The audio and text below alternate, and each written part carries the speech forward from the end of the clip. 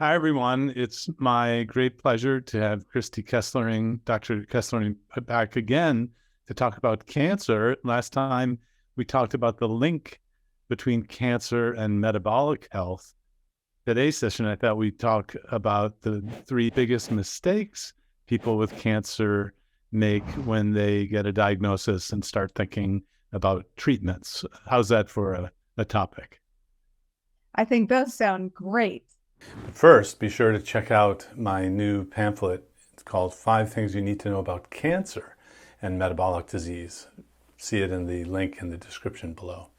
So what would be the first number one mistake once you get a diagnosis of cancer?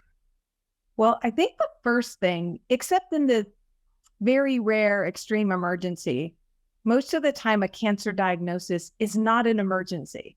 And I feel like a lot of patients get very scared, and that is a valid emotion, right? And so we want to just race in and get rid of it and take care of it, which again is a fine emotion. And sometimes patients are in the opposite. They're like, whoa, I can't believe I just got this diagnosis, but yet their provider, their oncologist or their surgeon or is making them feel like it's an emergency. And I just want patients to know that typically cancers have been brewing for many months or even years before they finally are big enough or cause enough symptoms for us to diagnose it.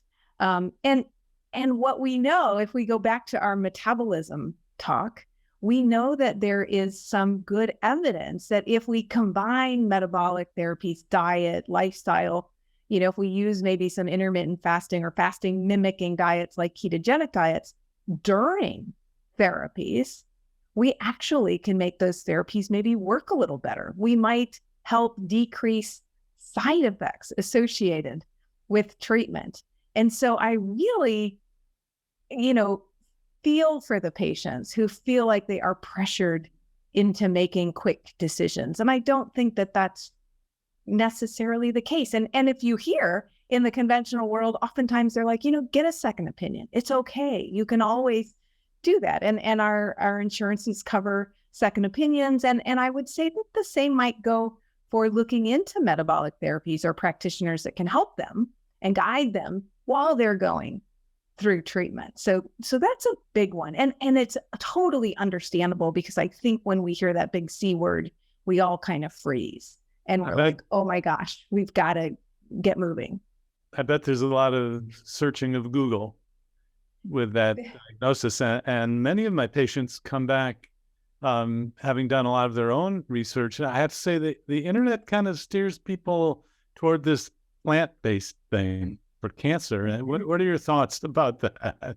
Well, I think really that's the next biggest mistake is there is so much information online. And as we have spoken many times in the past, that any diet will help start addressing the metabolism issue. We know that when we take out cookies and crackers and donuts and all of those high fat, high carb processed foods, we do start to lower glucose and insulin, which are, it's that insulin that's such a big driver in cancers. But unfortunately, there's so much noise out there when we are really trying to look at interventional studies, not observational studies. But really, that's why I'm so adamant about kind of testing and tracking, and even people following ketogenic diets that do find keto and do say, oh my gosh, I need to follow a ketogenic diet because that's going to help lower my insulin. I want to pressure the patients, really impress upon them that we really should be testing and not guessing, because there are numerous studies that have shown, and in my own clientele, they think they are doing a ketogenic diet, but they might actually just be doing a low carbohydrate diet. And it actually isn't moving their insulin the way that we want them to. So it really is very patient dependent. So might some people do a little bit better on one slightly form, a slightly different form of a ketogenic diet than another? can somebody have a little bit more carbohydrate than somebody else? And I'm sure you see that in your own practice. Like some people are so carbohydrate intolerant that adding a whole bunch of plants doesn't really make as much sense. But yeah, I really think that testing, and not necessarily, I mean, there's such a broad array of tests that we can do, but I really like following people's glucose, insulin, triglycerides, HDL, really looking at those insulin resistance markers. But there are more markers that go along with cancer and growth. And so I don't care really what diet they want to start with, because I do have some patients that feel so impelled to do that. And I say, fine, but let's look at your numbers. Let's look at them before and after you make changes. Did it do what we wanted it to do? How do you feel? What are other markers doing? Because maybe, again, that's not exactly the right one for you. Yeah, I think that's a great point, that there are the commonality of the diets that are being asked, people to ask to be done with cancer. The commonality is the elimination of the highly processed sugar and junk food. And to me, like you, the end result on the blood is the goal. The tactic of how you do it with plant-based or animal-based is not so important to me, but I'm finding that there's a lot of bias on the internet that my patients are reading, that the only way to do it is with a plant-based approach. And even the autophagy intermittent fasting guru who, sells a fasting mimicking product that doesn't understand that it's not so important to be plant-based. It's important to get that metabolic change. Right. So, and that's, I've met him, and it's because he kind of just grew up in that world of the vegetarianism, which is fine. But there are other ways to do it. But then it leads to the next kind of discussion that you alluded to, that doesn't red meat cause cancer, right? So you're asking me to do a diet where I can have red meat, but didn't that cause it in the first place? Yeah. And there's so many. So either the plant-based or the red meat or the eggs drive IGF-1 or whatever it is, the new headline, the new scare, news that we see. What we really want to do is learn how to interpret data. And that's asking a lot of the layperson, of a non-doctor, non-scientist, used to reading and dissecting studies. But I always say the first thing is we have to look at what is the strength of the change. So if something is 10 times more likely to do something, well, then that is probably real. Anything above 2 in an increase or 50% reduction, so that's like 2 the other direction, right? Those usually are pretty strong, but you have to see consistency, meaning that, in an interventional study, does this show the same thing? Is there a dose response? So certain things there are, and ketogenic diets and insulin, they really do follow all of these rules. What I often will see is, yes, red meat causes cancer. But if you actually go through that data, there's nothing that supports that theory other than like the observational epidemiologic type trials, which is saying, I'm going to look at all these people, and then we're going to see who is healthy and who isn't. And then we're going to look at the differences. And whenever red meat gets blamed, it is always in kind of the unhealthy user. So most red meat eaters eat a processed food, high sugar, high carb diet. They're sedentary, they're obese, they're diabetic. So it's not necessarily that the red meat caused those problems, but rather those people with the problems tend to eat red meat because we've been told red meat is bad. And so all of us who cared about our health started eating chicken and more fish. I think one study even had more smokers in the group that ate red meat.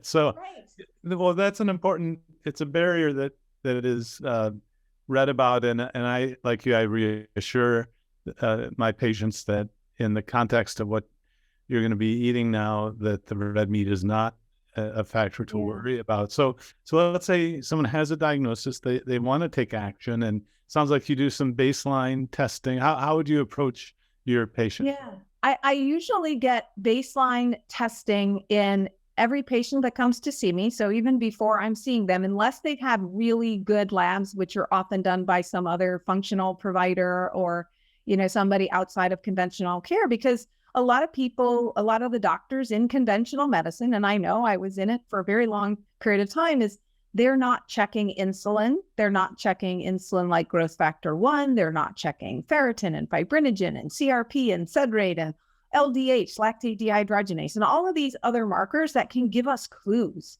as to what is the patient's current metabolic and inflammation state.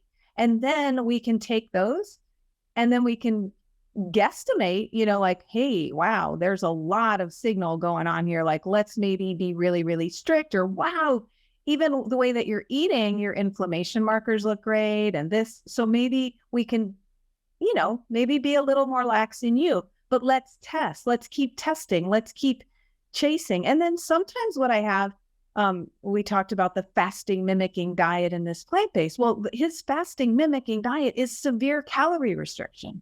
We can get anybody into a ketogenic state if we fast them, but that is not sustainable, right? And we hear all the time, oh, a ketogenic diet, that's not sustainable.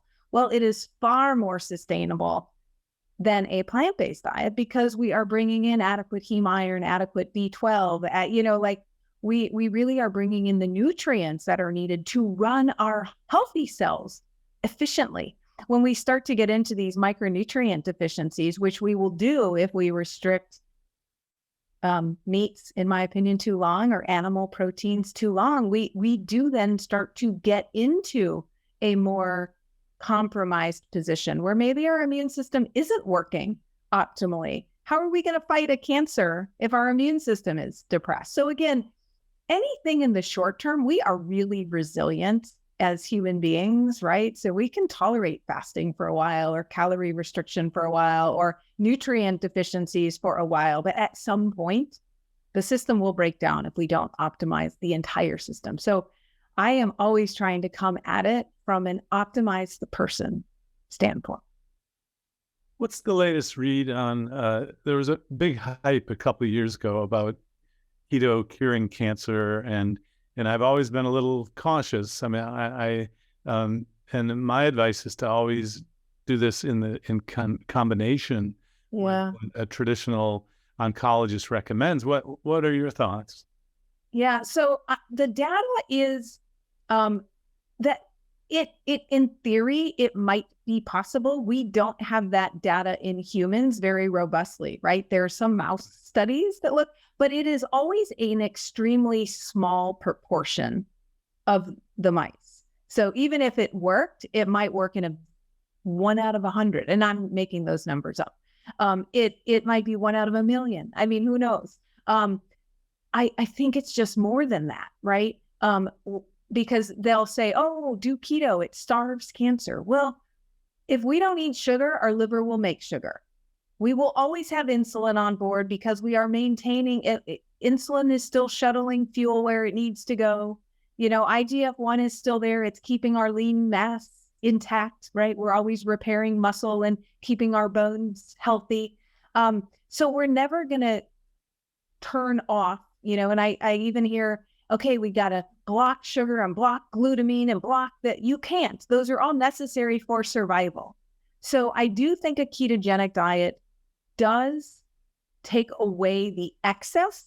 So those who do well tend to be in the very low optimal states. I also think that it takes away that chronic inflammation. I think it enhances our micronutrients. It enhances our immune system. So our immune system is supposed to find damaged cells and get rid of them before they become a cancer. So those of us who, might get a cancer might have some compromised immune system as well, even though we don't feel like we're sick or that, but that immune surveillance somehow broke down. And so if we can optimize all of those things with a ketogenic diet, we put ourselves in a much better place.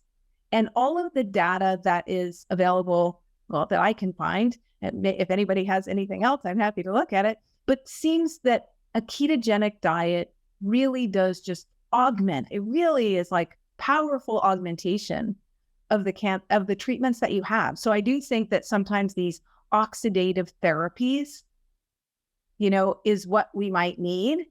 And I really, so I'm always working with patients, where they're from, where they are, what their mindset is, what can we do to ease their discomfort, their physical or emotional discomfort as they're choosing their therapies. Because I think there is, just like, quote unquote, science is never settled, right? We're always retesting. We're always, and even in the cancer world, we used to give DCIS, which is ductal carcinoma in situ, a very, very early kind of pre-cancer, they might call it, for breast. It used to be that we treated it exactly like invasive breast cancer, but now we're not. We have some specific genomic tests that we can do, looking at clinical and pathologic features where maybe we're not going to give radiation, where we used to give radiation. Now, instead of giving 20 milligrams of tamoxifen, we might only be giving 5 milligrams of tamoxifen. So there's always this evolution in trying to back up, to try to do less. Less is more. So I'm always trying to help that patient navigate the waters. I can remember even going back to the 1980s when I was in training, the randomized trials of cancer treatment. It's so sophisticated. I'm because people are always being enrolled in clinical trials. When is the keto diet going to get put into all of these different diets? Yeah. I mean, it's happening kind of slowly, but until that happens, it seems to me that if you learn a easy, tasty version of a keto diet, what do you have to lose? I mean, right. That's kind of my approach. I'll teach people how to do it, but then I'm conscious about not overselling. Yeah, I definitely think we shouldn't be overselling and overpromising, but I do think the data is so strong about that metabolism piece. So that's really where it comes. And unfortunately, almost all of our, trials, it's a drug. It's an injection, it's a pill, it's a radiation treatment. It is, it's a moneymaker. I hate to say that, but it is. But sometimes I think a diet, how do you ensure that the patient is following that diet 24/7 so now we're starting to, put a lot more responsibility on the patient, as opposed to come into my office and I'll inject you with this drug. Come into this office and I will radiate you. So I think that there are, like the Ohio State University doing some nice trials with ketogenic diets where their staff, their, a nutrition team or dietitian, they're making the food and giving it to the patients. So, I mean, it's out there, but it's going to take, diet trials are so expensive because we don't really have the funding. Well, so do you use, you can measure, going years ago when we were doing our clinical research, I thought this was a great study to do, because I could measure ketones to see that someone was actually following. Back then we used urine ketones. Now you can do blood ketone and breath. And do you incorporate ketone monitoring with your patients? I do, because I think it gives me valuable information. I think what we don't know is how high should the ketones be? How do they have to be in a certain level all the time, or is, sometimes okay? I definitely want them making ketones. If they are making low levels of ketones, sometimes that's when I start to look at diet. Should we be tweaking? Like, do we need, are you actually adding fat? And I will say that is probably one of the big mistakes that I see in people trying to follow a ketogenic diet, especially for cancer, is they're not checking anything. So they think they're doing it. And then we realize they're not making any ketones, or they're making such little ketones, or they, and it's usually because they went low carb, but they did not go high fat. So they're living in this low carb, low fat world. And then they're starting to feel miserable because they're not actually providing energy. So I feel like kind of optimizing that, and that is an individual thing. So I do start with kind of a cookie cutter approach, but let patients know that this is just our starting point. Then we're going to get some information like ketones, like, yes, I'm going to ask them to track their diet temporarily because it will give me insight into what they're doing. Are they incorporating accidentally some processed keto foods, that we wouldn't want them to be doing? It's really about eating real food. And that's why I get frustrated sometimes in the conventional world, like, oh, don't do that. And I'm like, whoa, can we look at what they're eating? So I actually tell patients, I'm like, please tell your providers that you have decided to eat a real whole foods diet and you've cut out sugars and processed foods. And that's why you're losing weight. And it's okay. Because as long as we're losing inflammatory, really insulin driving, the fat is part of that hormonal system that's really driving the disease process. So we're okay with you losing weight if you are doing it in the right way. Speaking of tech, like measuring ketones, do you ask your patients to measure glucose, like using a continuous glucose monitor or anything like that? Sometimes we'll throw a continuous glucose monitor on a patient, especially if they're struggling, with I've seen very small amounts of carbohydrate really drive somebody's glucose up quite a bit. And so in somebody where we're really struggling, definitely, because I want them to start to learn to eat to their meter. Most of the time, I'm just having them do finger stick glucose and ketones just so that I can look at that interaction, because sometimes I'll be like, wow, your ketones are great. And then I realize, wow, your sugar is still really high. Like, what's going on? So now there's a mismatch. And then I need to dig a little deeper as to why that is. Yes, there are several meters where you can check the glucose and ketone. It's just a different strip. Do you have a preferred meter that you recommend? No, I really think that, any is okay. I will be I'm usually partial to Keto Mojo only because they do have a physician panel, so I can see patients' numbers. And it's free to me, and patients don't need to do anything other than accept my invitation. And so I do use that product because I have that interface with the numbers. Just to unpack that, it's called the Keto Mojo. Correct. It's a funny name, but they've been at our keto fairs for years now, and have really like their a nice company to work with, and they do really help troubleshoot. If patients are having problems, with any technology issues, I feel like their support staff is really nice to work with. I know they try to keep the cost of the strips down. Very low. Yeah, it's great. Yeah. Well, so someone gets started on a diet with monitoring, measuring some blood outcomes. What if they read a new, the latest article or someone came in recently, Good Morning America had a big thing about, the artificial sweeteners, causing heart disease and all that, and it basically consumes half the time I have with people to kind of just debunk the latest, greatest information out there. How do you coach your patients about that? Well, I hope that they have enough knowledge that they realize that a lot of these are just attention grabbers, but I do have to deal with them often. I will always ask first, was it an observational study or was it an interventional study? I try to keep pounding those terms in, and then we look at what's the difference. Because if something it is 25% more likely to cause X. Okay, 20, that's a relative number. That is not an absolute number. So that means, what was the absolute? Was it, 1% versus 1.25%? That would be a 25% increase. And really, that's still 1%. So, or less than 1% absolute. And so, again, back to, it has to be at least a doubling before they even get my attention. And then I always go and look at the study if I need to. For instance, when eggs were bad again, what did they count as eggs? We think of eggs as scrambled, poached, fried, omelet, whatever. They think of eggs as any product made with an egg, which is every single ingredient or every single product in your bakery aisle, right? Everything's made with eggs. Every cookie, donut, bread, etc. So you have to be a little bit of a savvy consumer and see if you can't find some additional information. And if not, there are some smart people online that are trying to go through those studies anytime they're really like, oh my goodness.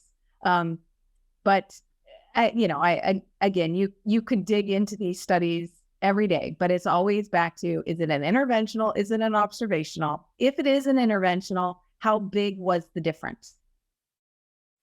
Exactly. The magnitude of effect. Yeah. So I wonder if any recent clinic story, often I find that just the fact in my first visit, if I can give someone hope, that a lot of people come sort of at wit's end and they've just lost all idea that things can get better. Can you give us a clinical case of?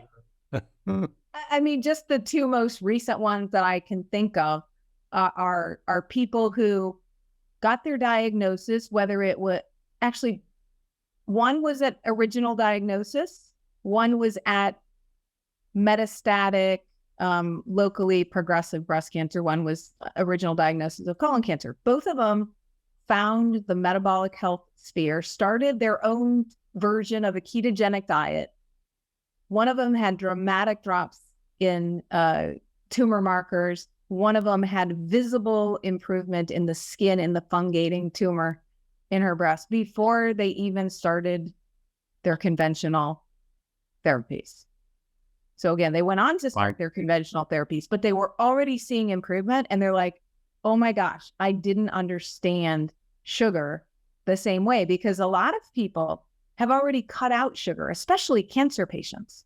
But one of them, was a vegetarian doing a lot more of the plant-based style of eating. And then once she kind of cut back on that and really optimized that low carb type diet and added in more of the animal fats, the eggs and the fish and some beef and lamb, and all of a sudden, wow, So it's really, I love the hope that it brings. And I love the hope that patients get excited about how good they feel, and they didn't realize that they weren't feeling good.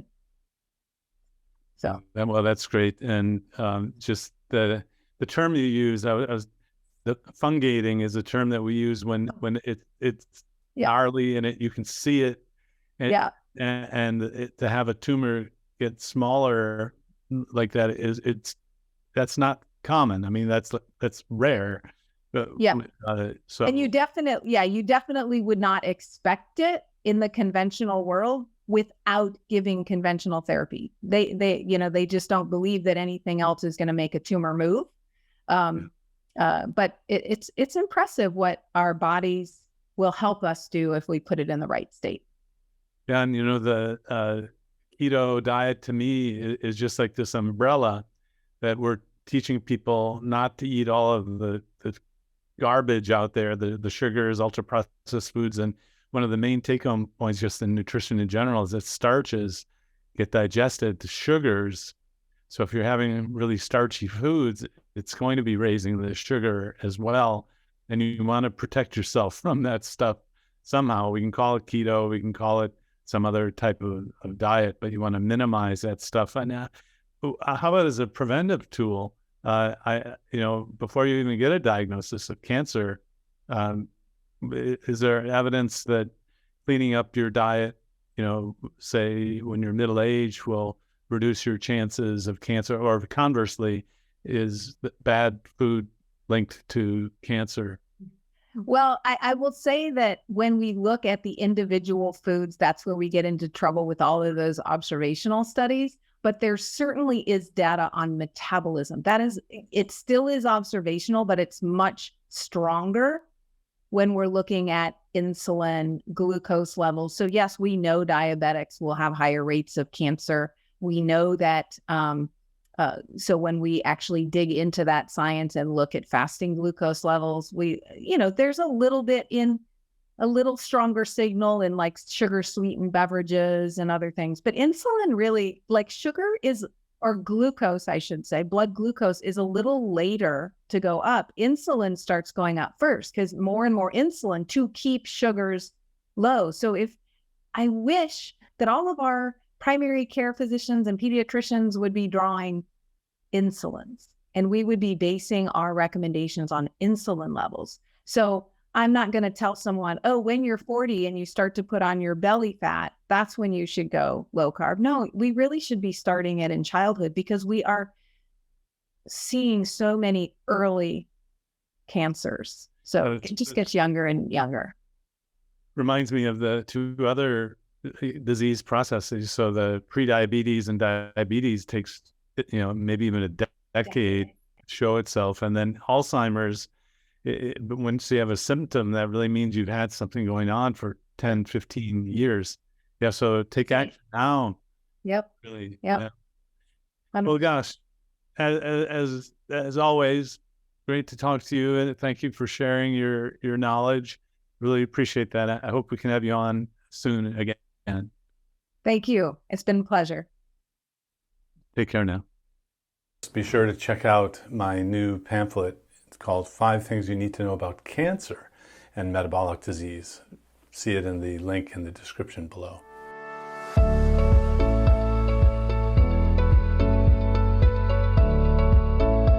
If you enjoyed this video, be sure to like, subscribe, and hit the notification bell, and check out adaptyourlifeacademy.com.